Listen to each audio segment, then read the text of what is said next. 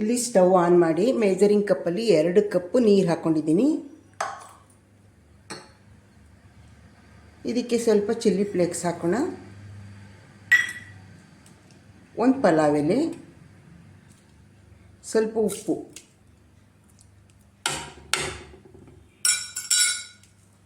ಸ್ವಲ್ಪ ಕಾಯಿ ತುರಿ ಹಾಕೋತೀನಿ.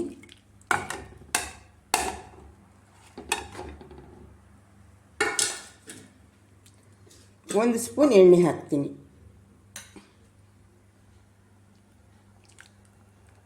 ಇದು ಚೆನ್ನಾಗಿ ಕುದಿ ಬರಲಿ.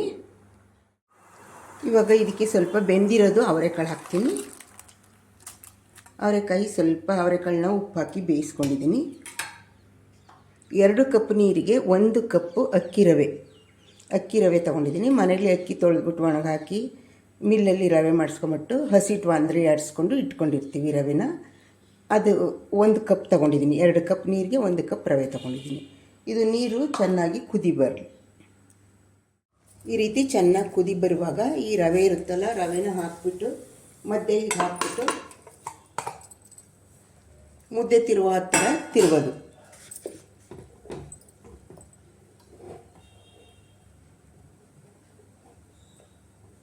ಇದು ಗಟ್ಟಿಯಾಗೋ ತನಕ ತಿರುಗೋದು.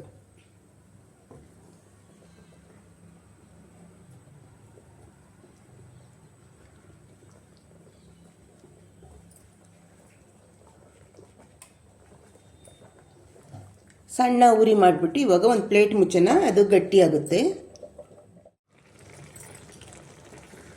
ಮಧ್ಯದಲ್ಲಿ ಪ್ಲೇಟ್ ತೆಗೆದು ಇದು ತಿರುಗಬೇಕು.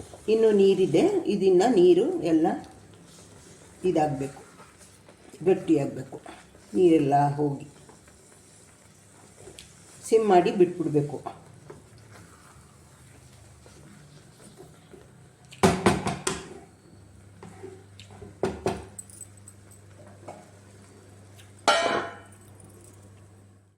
ನೋಡಿ ಇವಾಗ ಎಲ್ಲ ಗಟ್ಟಿಯಾಗಿದೆ. ನೋಡಿ ಎಷ್ಟು ಗಟ್ಟಿಯಾಗಿದೆ. ಇವಾಗ ಸ್ಟವ್ನ ಆಫ್ ಮಾಡಿಬಿಡೋಣ. ಸ್ಟವ್ನ ಆಫ್ ಮಾಡಿ ಆರಕ್ಕೆ ಬಿಡೋಣ. ಇದು ಸ್ವಲ್ಪ ತಣ್ಣಗಾಗಲಿ. ನೋಡಿ ತಣ್ಣಗಾಗಿದೆ. ಕೈಗೆ ಸ್ವಲ್ಪ ಎಣ್ಣೆ ಹಚ್ಕೊಬಿಟ್ಟು ಒಂದು ಉಂಡೆ ತಗೊಂಡು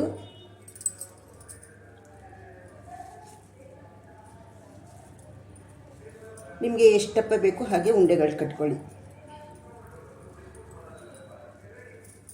ನಾನು ಇಷ್ಟಿಷ್ಟಪ್ಪ ಕಟ್ತಾಯಿದ್ದೀನಿ. ನೀವು ಉಂಡೆನಾರು ಕಟ್ಕೋಬೋದು, ಚಪಾಟಿನಾರು ಕಟ್ಕೋಬೋದು.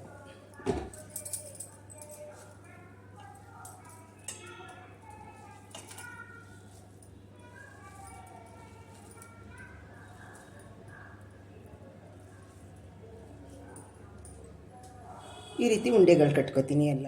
ನೋಡಿ ಈ ರೀತಿ ಉಂಡೆ ಕಟ್ಕೊಂಡಿದ್ದೀನಿ. ಇಡ್ಲಿ ಪ್ಲೇಟ್ಸ್ಗೆಲ್ಲ ಎಣ್ಣೆ ಹಾಕಿದ್ದೀನಿ.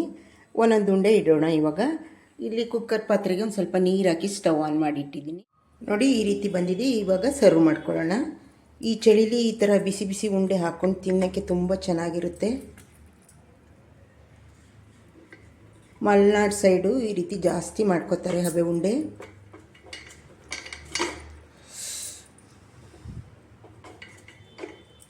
ಇದಕ್ಕೆ ಅವರೆಕಾಳ್ದು ಹಸಿರು ಹುಳಿ ಮತ್ತು ಹಸಿಮೆಣಸಿನ್ಕಾಯಿ ಬೇಯಿಸ್ಬಿಟ್ಟು ಮಾಡಿರೋದು ಚಟ್ನಿ ತುಂಬ ಚೆನ್ನಾಗಿರುತ್ತೆ. ಒಮ್ಮೆ ಟ್ರೈ ಮಾಡಿ ನೋಡಿ.